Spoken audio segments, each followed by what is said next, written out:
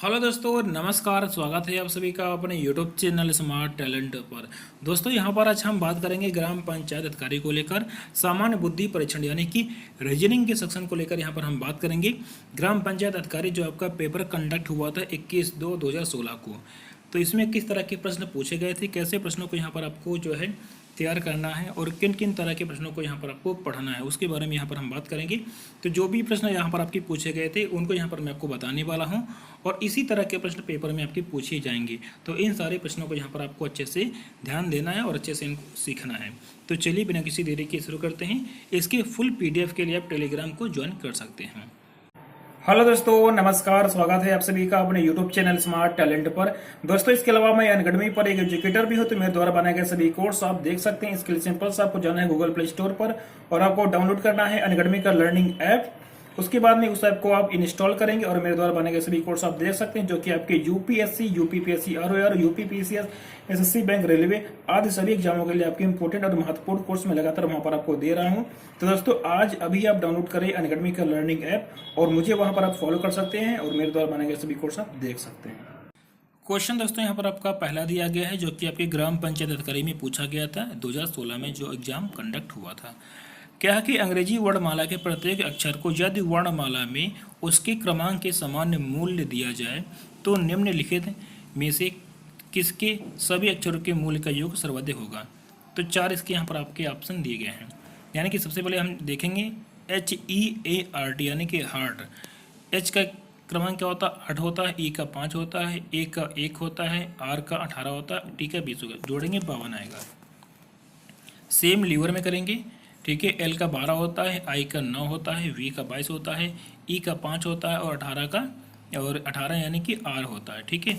इसका आपका हो गया 66 है। आगे लंग्स यहाँ पर आपका दिया गया, तो L का 12 होता है, U का आपका जो क्रमांक होता है 21 होता है, N का 14 होता है, G का 7 होता है, S का 19 होता है। यहाँ पर आपका आ गया 73।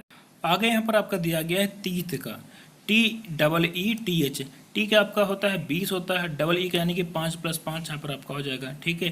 फिर टी का यहाँ पर आपका 20 हो जाएगा और एच का 8 हो जाएगा यानी कि 58। तो सबसे ज़्यादा किसका यहाँ पर आपका है, यानी कि ऑप्शन नंबर सी लंग्स का। इसका यहाँ पर आपका है 73। तो इस तरह का प्रश्न यहाँ पर आपका पेपर में पूछा गया था। आगे बात करें क्वेश्चन दोस्तों, यहाँ पर आपका है अगला। एक 18 सेमी के ठोस घन से यदि 13 सेमी के छोटे छोटे घन बनाए जाएं तो कुल कितने घन बनेंगे? 216, 24, 124 या 6। कैसे इसको सॉल्व करेंगे? यानी कि ठोस का आयतन क्या हो जाएगा? 18 × 18 × 18, ठीक है। छोटे घन का आयतन क्या होता है? 3 × 3 × 3 हो जाएगा।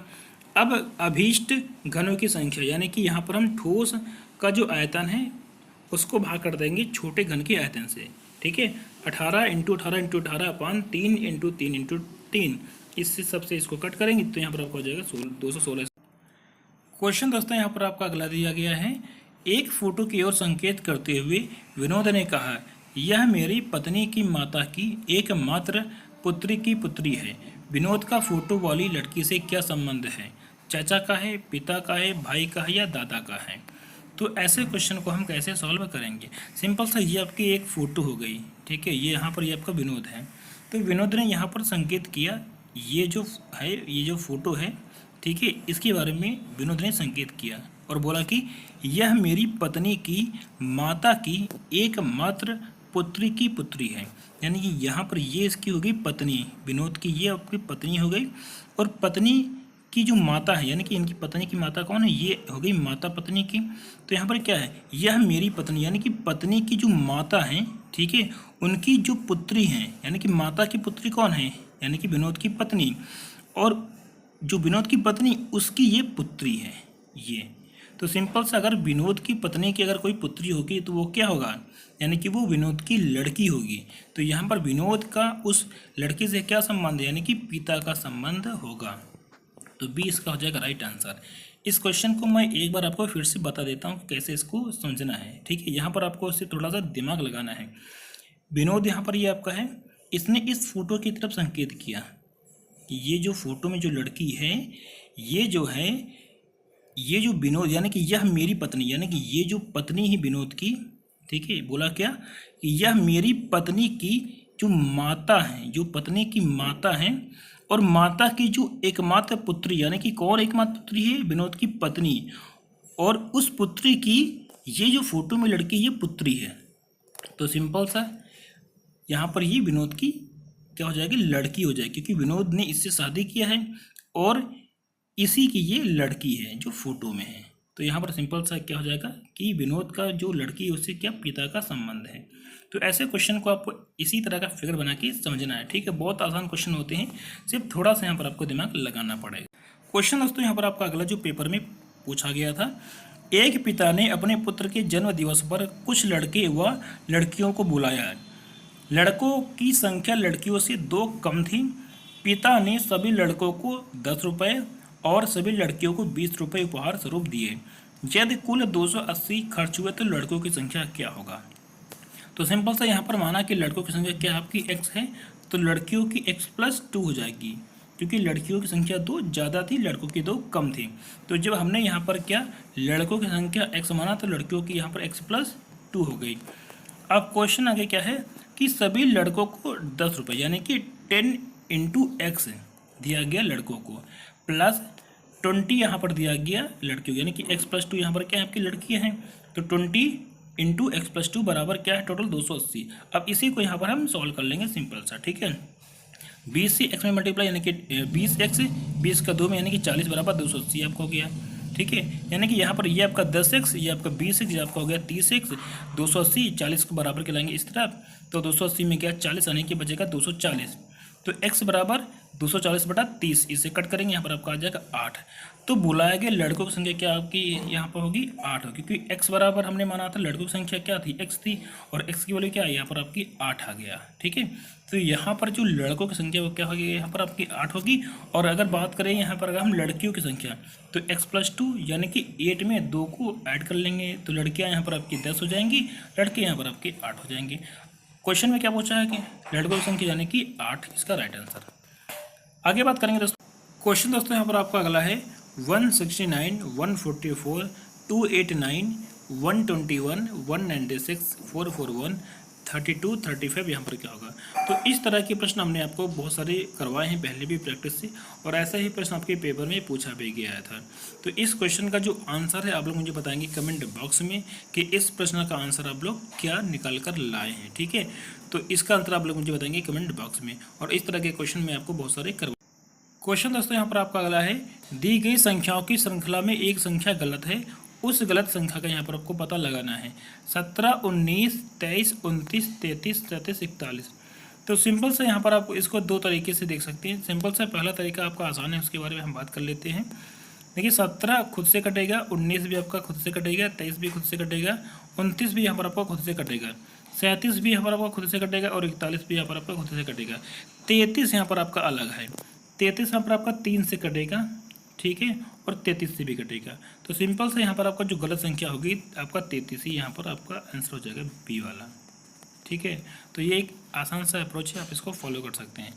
आगे बात करेंगे, यदि प्लस का अर्थ आप क्या है आपका यहाँ पर घटाना है, भाग का यहाँ पर आपका जोड़ना है, माइनस का यहाँ पर गुणा करना है, और गुणा का यहाँ पर जो आपका अर्थ है आपका भाग देना है, तो निम्नलिखित समीकरण में से कौन सा यहाँ पर आपका सही होगा।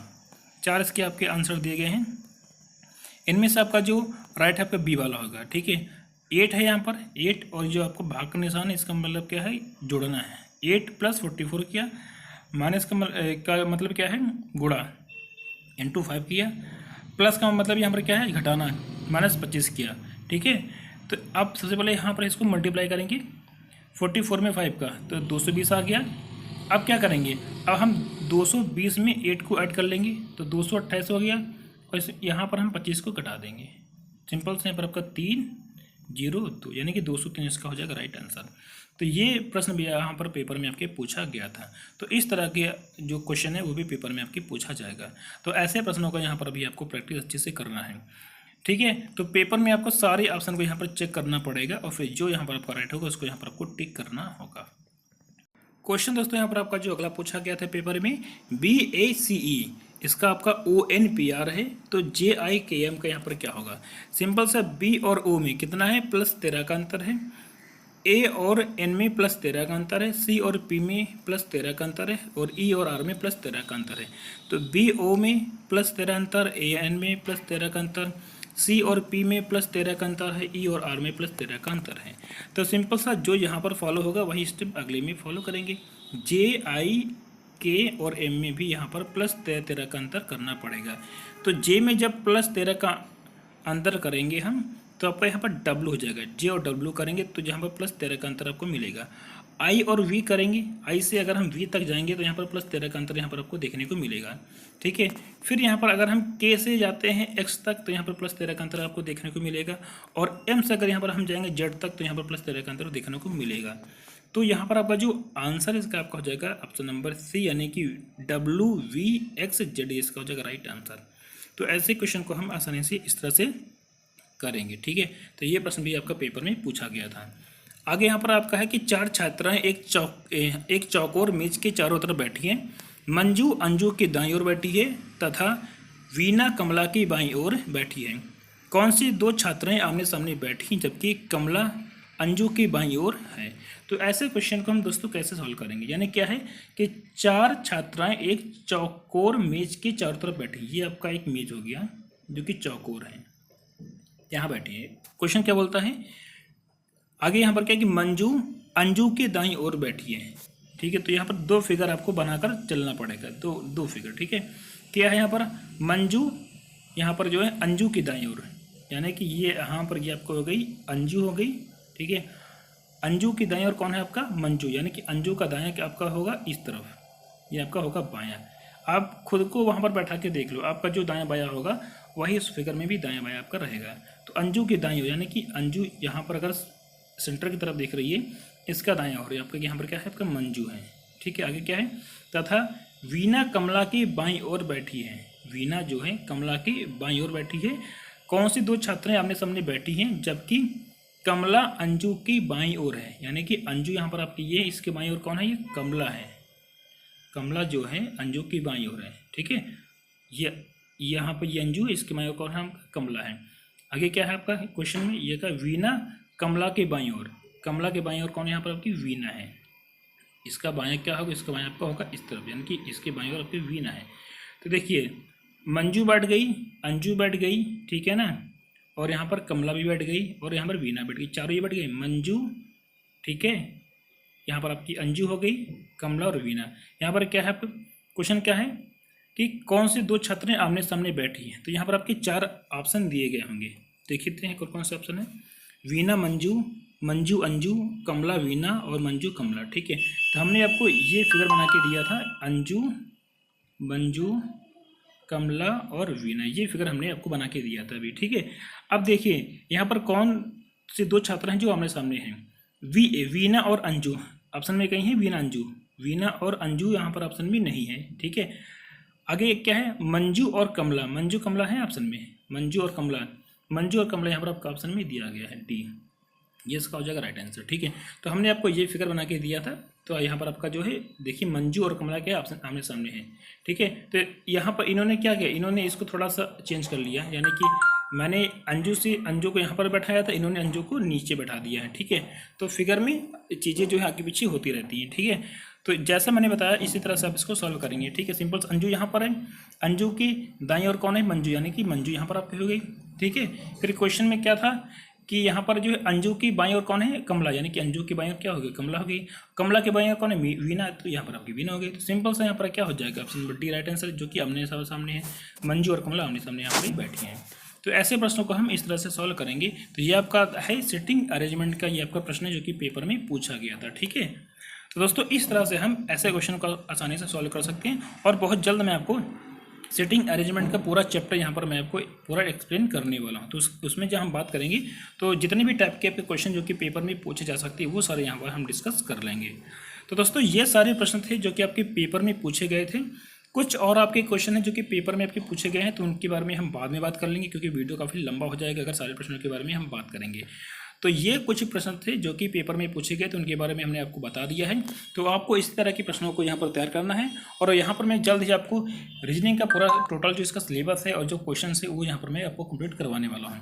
तो अगर आपको ये पूरा वीडियो मेरा पसंद है तो आप इसको सब्सक्राइब करें, चैनल को लाइक शेयर कमेंट और सब्सक्राइब करिए। Bye bye, take care, see you. मिलते हैं अगले वीडियो में जहाँ पर हम बात करेंगे कुछ और इंपॉर्टेंट प्रश्नों के बारे में। Take care, see you.